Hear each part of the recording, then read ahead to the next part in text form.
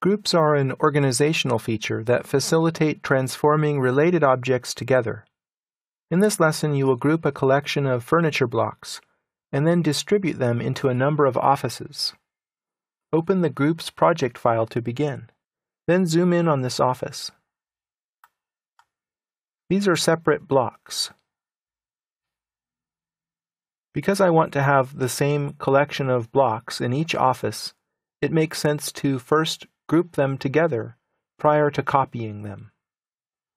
I'll click the large Group button here in the Group panel, select the 4 blocks, and press Enter.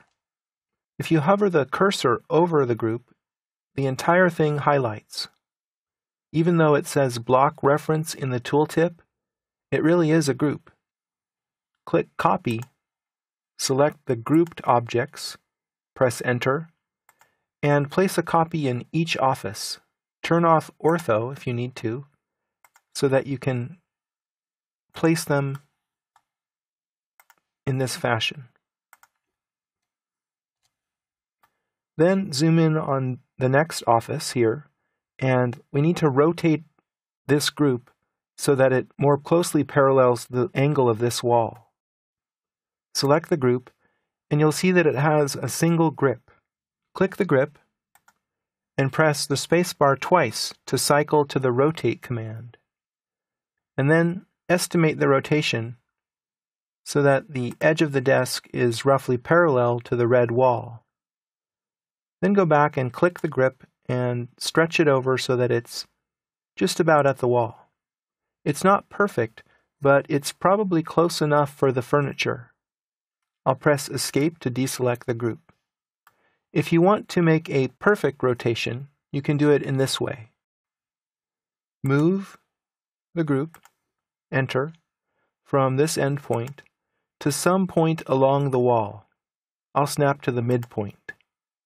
Then rotate the group, Enter, from that same point, and then use the reference option. The reference angle will begin here at the base point, and it will go down here and snap to the desk, and then the new angle will snap to the wall. So that is precise. But now we need to move the group back along the angle of the wall. Instead of finding out what that is numerically, it's easier to change the coordinate system to align with the wall object. Type UCS Enter for User Coordinate System.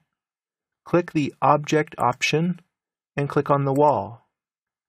Turn on Ortho and move the group back. I'll move it away from the wall 1 inch to give it some breathing room. And then I'll type UCS Enter, Enter to accept the default option of World. That returns us to the original coordinate system. Let's go ahead and adjust the next office. Here I will select it, use the grip, press the spacebar twice to cycle to rotate, turn off ortho, and rotate the group just by estimating it visually. And then I'll go ahead and click the grip again and stretch it over here and place it down. Now let's say in this particular office I want to move the chairs back away from the desk a little bit. To do that, I will click Ungroup. So now the group structure is gone and we have the original blocks. I can then move these chairs however I want. I'll just move them back a little bit. Over here, let's try this in a different way. Let's select this group, click its grip, press the spacebar twice to cycle to the Rotate command.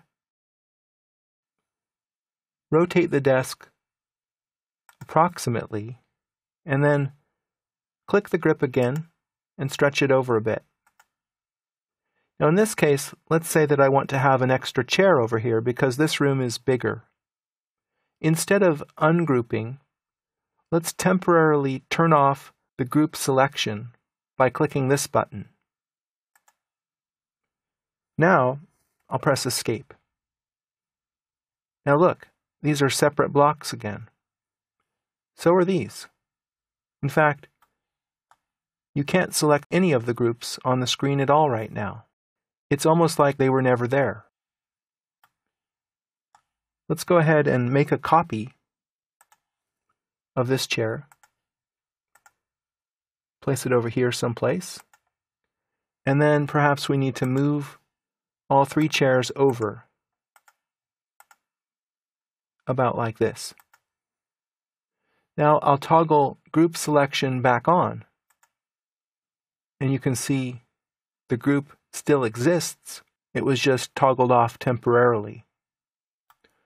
There's no group here because we ungrouped it, but all of these others are still grouped. Now down here, the copied object is not part of the group. We can add it to the group very easily with this tool.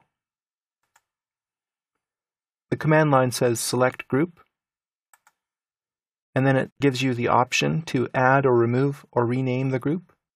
I'll click Add Objects, select this object, and press Enter. Incidentally, there's no reason to name groups. AutoCAD handles this internally, so you can use groups informally to create data structures so that you can transform related objects together. You have learned now how to group and ungroup objects, how to add an additional object to a group, and how to temporarily suspend group selection.